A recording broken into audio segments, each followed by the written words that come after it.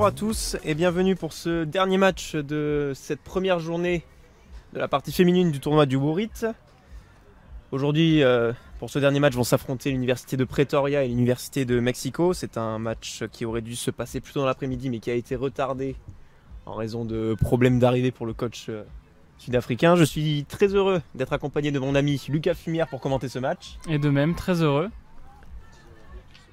Un match qui peut être assez serré et en même temps très important pour le classement. On rappelle Pretoria qui a gagné un match et qui a fait une défaite, alors que Mexico a fait 2 défaites. Mais si elle gagne ce match, passe devant Pretoria, c'est parce qu'il y a un goal average différent. Et c'est parti pour le coup d'envoi. C'est bien rattrapé. Le Mexique qui relance.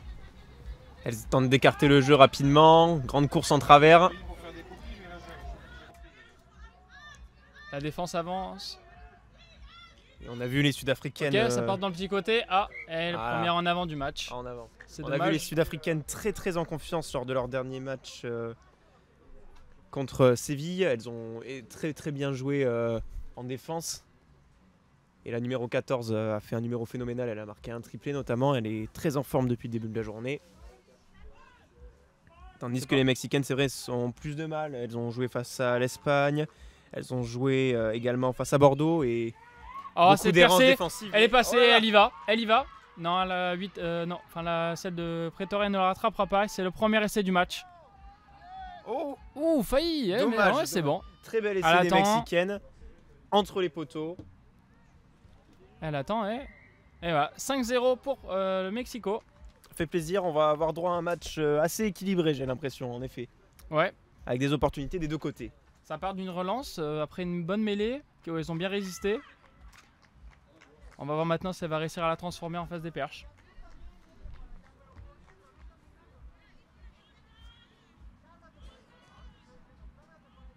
Et c'est bon, et ça fait donc 7-0 pour Mexico contre Pretoria.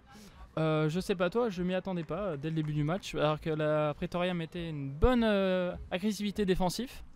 Oui, c'est vrai qu'elles étaient sous pression dans leur camp et elles ont su sortir, écarter le jeu comme il faut et ressortir. Et alors là, cette prise d'intervalle magnifique de la joueur mexicaine qui lui permet d'aller marquer cet essai. Un Comme bon début tu de l'as match. dit, très en jambes aussi, elle a des bons appuis. Alors on est parti pour le coup d'envoi. On rappelle évidemment le format de ces matchs. Pour la partie féminine du tournoi, c'est des matchs de rugby à 7. On est sur 2 mi-temps de 7 minutes, donc 14 minutes au total, et une mi-temps qui ne dure pas plus de 3-4 minutes. Un autre en avant, dans le camp de Pretoria, ça va faire une mêlée très dangereuse. Peut-être en deuxième essai, je ne sais pas. Si elles arrivent à continuer à écarter et à fixer autant de défenseuses comme elles l'ont fait sur la première phase de jeu, il n'y a pas de raison qu'elles n'y arrivent pas. En tout cas, elles commencent très bien leur match. Dans les matchs de journée, c'est important de bien finir, surtout que, comme je l'ai dit, si elles gagnent, elles passent devant Pretoria et c'est important pour le classement général. Chaque équipe aura encore 2 matchs à jouer demain matin, ainsi que les demi-finales qui se joueront avant que l'ensemble des finales ait lieu jeudi. Et nous ne serons plus au domaine de Rocancourt. En avant, c'est dommage. Encore en avant, oui. Elles n'arrivent pas à finir leurs actions, peut-être qu'elles se précipitent trop. C'est ce qui les mine depuis le début de cette journée aux Mexicaines, là, tous ces en avant qui leur font perdre énormément de ballons. Alors qu'elles sont à chaque fois dans de bonnes dispositions, soit pour relancer, soit pour essayer d'aller marquer. Maintenant, c'est à Pretoria de pouvoir relancer, parce qu'on les a pas trop vus encore, à part tout début où elles défendaient bien. Mais là, c'est pas les mêmes qu'au match d'avant. Et là encore, une bonne agressivité en sortant de mêlée, récupération du Mexique.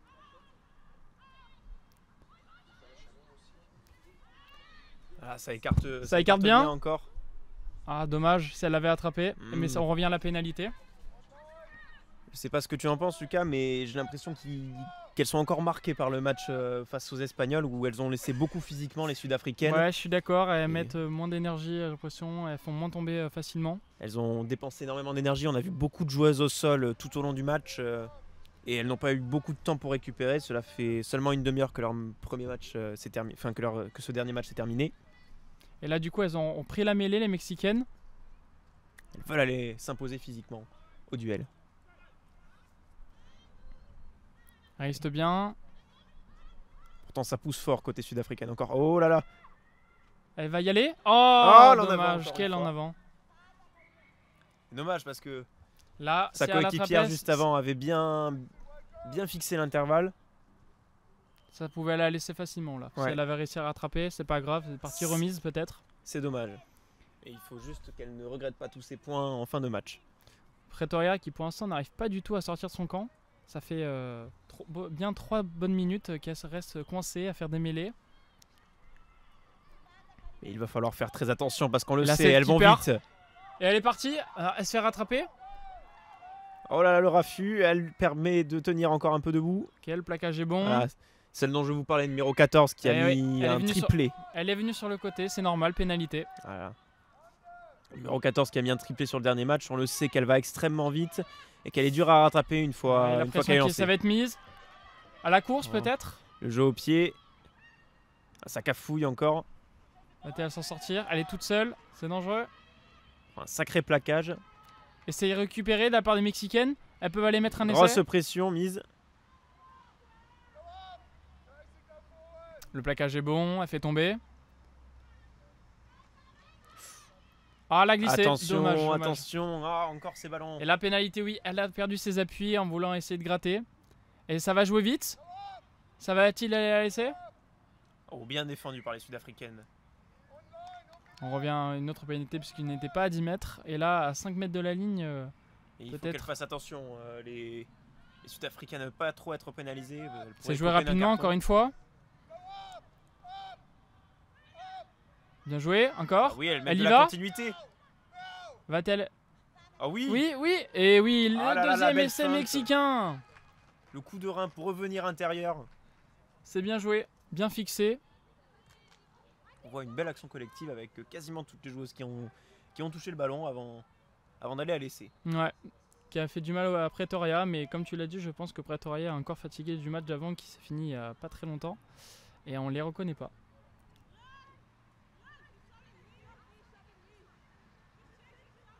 Mexicaines qui vont donc pouvoir tenter cette transformation. On voit toutes les coéquipières sur le banc qui apportent les gourdes. On a besoin de se ressourcer un peu avant que la mi-temps soit sifflée. Il reste encore quelques secondes. Ce sera, je cette pense, première après la mi-temps. transformation, la dernière action de cette première mi-temps.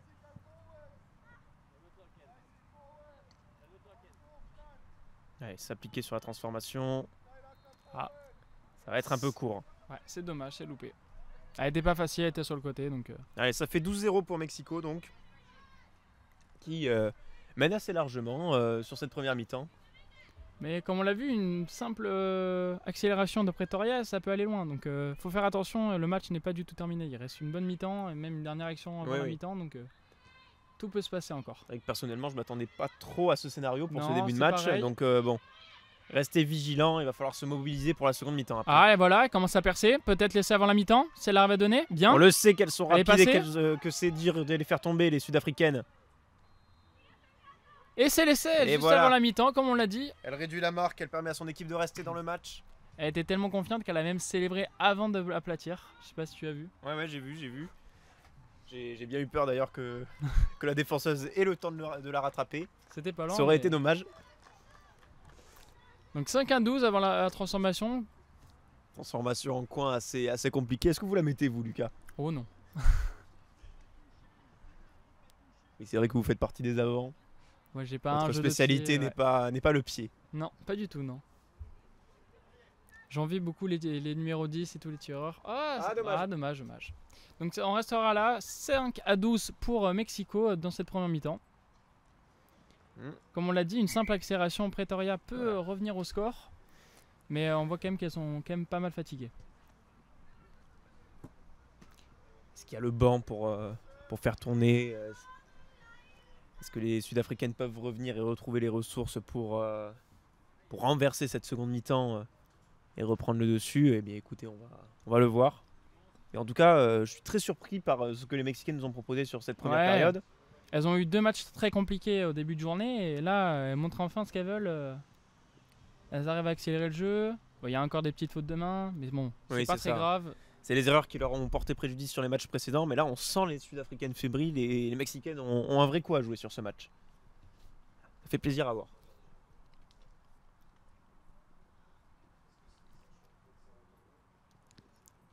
Est-ce que vous voyez donc les coachs qui ont 2-3 petites minutes de mi-temps pour essayer de remobiliser leurs équipes,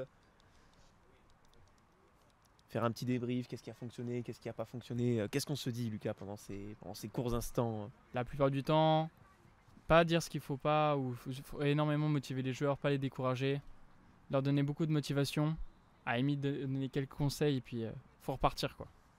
Surtout quand on voit que l'équipe fonctionne plutôt bien dans un match aussi serré, c'est que il n'y a pas eu d'énormément de fautes, donc c'est beaucoup de motivation à la mi-temps. Ouais.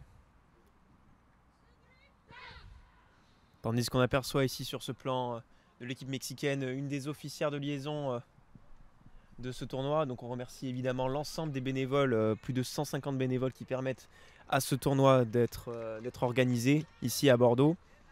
Généralement la plupart des étudiants en STAPS qui sont là pour l'animation, qui sont là pour installer les barrières, installer les affichages avant les matchs, nous les commentateurs, ceux qui filment les matchs, des journalistes qui s'occupent des interviews, voilà. Tout cela ne serait pas possible sans eux. Et là on est reparti pour la deuxième mi-temps, 7 minutes avant la fin de cette journée. Tu penses qu'il va y avoir encore des essais? Ah bah, j'espère bien, histoire qu'on puisse se régaler sur cette fin de match. C'est le dernier, j'espère voir un festival d'essais pour finir. Ouais, ce serait pas mal. Allez, on est reparti, les Mexicaines qui donnent le coup d'envoi. Est-ce qu'elles vont le taper encore au même endroit?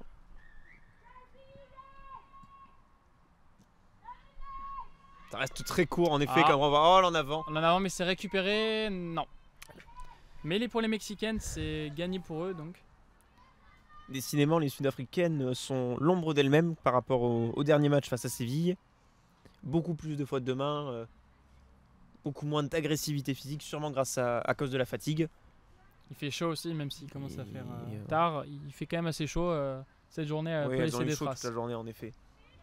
Bon, je pense qu'on préfère jouer sous ce temps quand on est rugbyman que sous le déluge, oui, par exemple, de la jeudi première après-midi. journée, ouh, le plaquage. Ah oui. Ouais. Il est haut.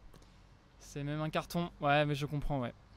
C'est normal. C'est dommage, elle a mis de l'agressivité. Elle a pas réussi à maîtriser son geste. Du coup, les Sud-Africaines qui vont jouer à 6 pendant 2 minutes, je crois. Elle y va? Elle va le faire? Oh, le découpage. Et là, c'est essai, mais plaquage dangereux encore une fois. Elle serait à deux d'en prendre un second, en effet. Non, j'aurais pas mis un carton, mais par contre, pour un plaquage comme ça peut aller par contre à l'essai de pénalité. C'est-à-dire si jamais elle 7 ne peut pas points. aplatir. Oui, c'est ça. Ça aurait fait peut-être 7 points d'office. Donc, il faut faire attention à ce genre de geste. Et qu'en effet, on a vu le plaquage relativement dangereux. Hein. Un remake du précédent qui a pris. Ah, c'est après Toria, après cette transformation, de repartir de bon pied. Il leur reste plus de 5 minutes. C'est largement possible de gagner ce match. Tout est possible encore. On le voit qu'elles sont fatiguées sur le match précédent. Elles étaient vraiment impériales en défense. Et la transformation. À chaque fois, la Mexicaine n'est pas loin. Hein. Mais elle manque un peu de puissance. C'est pas grave. C'est vrai que face aux Espagnols, les Sud-Africaines avaient été impériales en défense. On voyait le rideau défensif qui coulissait très très bien. Elles étaient toujours en supériorité numérique face aux attaquantes. Et là, il faut souligner quand même qu'elles sont une de moins, donc ça va être compliqué, mais elles peuvent le faire, On leur souhaite de revenir dans ce match. Oh, le renvoi là, par trop contre, court. Ouais, ça fait pas 10 mètres. Ah, ouais. C'est un bras cassé du coup pour les Sud-Africaines. Le moyen de se relancer.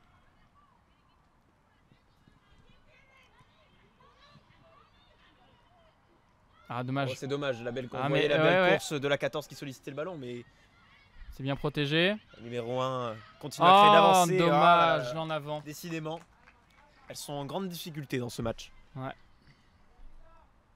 C'est vraiment dommage, il y avait l'espace à gauche qui s'était fait avec 2 joueuses, donc je pense que ça aurait pu aller, mais elles sont fatiguées, je pense. Et oui, parce que là, si elles mettent un essai, Lucas, elles ne sont plus qu'à un seul essai de retard et c'est plus du tout la même fin de match. Non, pas du tout. Faut faire attention au petit côté. Hein. Au cas où c'est part, la 9. Bien que voilà, c'est bon, c'est la 14 qui s'est mise en 14, sécurité. la joueuse la plus rapide. Ce que j'avais dit, mais avantage, elle était hors jeu. En avant, encore pénalisée. Hein. Elle était hors jeu à la mêlée. La 14 qui était trop proche de la mêlée. Décidément. On voit mal comment est-ce qu'elle pourrait renverser ce match. Hein. Là, il reste un peu moins de 4 minutes. Ça va être compliqué. Il faudrait qu'elles arrivent à relancer le ballon plus rapidement, arrêter de faire les fautes. Mais dans un match, tout est possible. On l'a déjà vu avec plein d'équipes qui arrivent à revenir de nulle part. Et puis, tout est possible. Et on voit donc les Mexicaines qui choisissent le même lancement de jeu. Elles vont repartir en mêlée. La même répartition sur le terrain. Il y a... À chaque fois, la 9 de Pretoria Et encore est un souvent hors-jeu. hors-jeu. Ouais. Elle sort trop vite de la mêlée.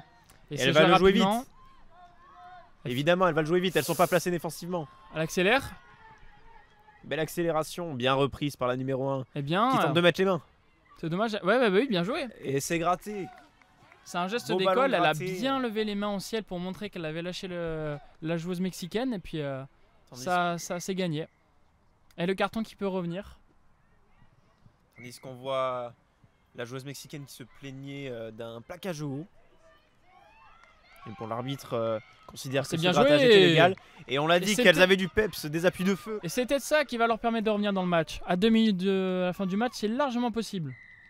D'autant qu'elles reviennent 10-17 à là. 7. C'est en plus, là, avec la transformation, ça peut faire 12-17. Il leur suffit de marquer un essai De le transformer. et c'est bon.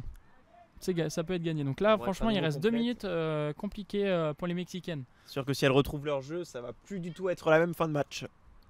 Alors, on va voir si ça va la transformer déjà. Faut s'appliquer sur la transformation.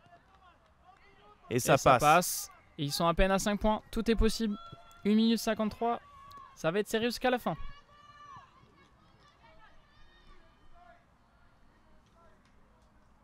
Il va falloir capter ce renvoi très rapidement chez les Mexicaines. Enterrer ce ballon. Faire attention aux fautes de main aussi. Faire attention aux fautes de main. Parce tout à que fait, mêler parce dans leur camp, ça peut être assez dangereux. que- Et on l'a vu depuis le début du tournoi. Elles sont souvent pénalisées pour des en avant. À elle de se concentrer. Il reste 1 minute 30. Le renvoi direct en touche. Non, pas direct. Indirect. Il y a eu du jeu et balle pour les Mexicaines.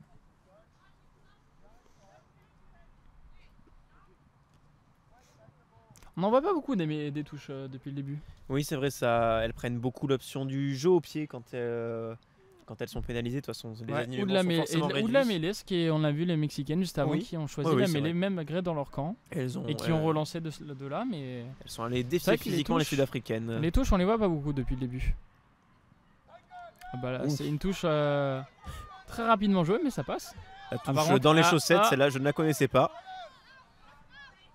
Ah oui, elle n'a pas le droit de mettre les mains, la numéro 8, vu qu'elle aide au plaquage. Elle est obligée de se relever d'abord.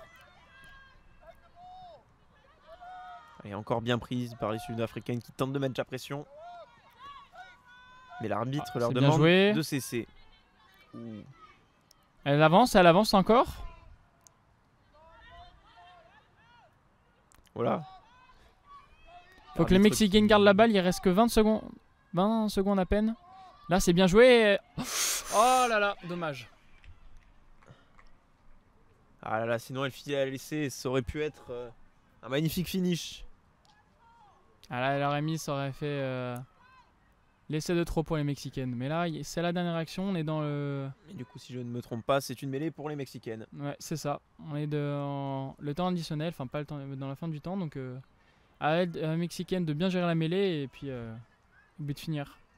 Et la victoire leur tendra les bras, ce sera leur première victoire de la journée si jamais elles l'emportent, les Mexicaines. C'est tapé dehors. Et Ah, ok, oui, c'est dehors. sorti. Match C'est la fin de terminé. ce match. Victoire du Mexique sur celle des filles des Sud-Africaines. Donc bien joué à elles, elles ont maîtrisé. Ça a été quand même compliqué. Et puis bravo à elles. Elles passent même devant au classement général. Et tout à fait, ce match est très important pour le classement final, pour la simple et bonne raison que certes il reste 2 matchs à jouer demain, mais lorsque deux équipes sont à égalité de points, la différence se fait au goal average particulier, donc c'est-à-dire que c'est en fonction seulement de la rencontre qui a opposé les deux équipes à égalité.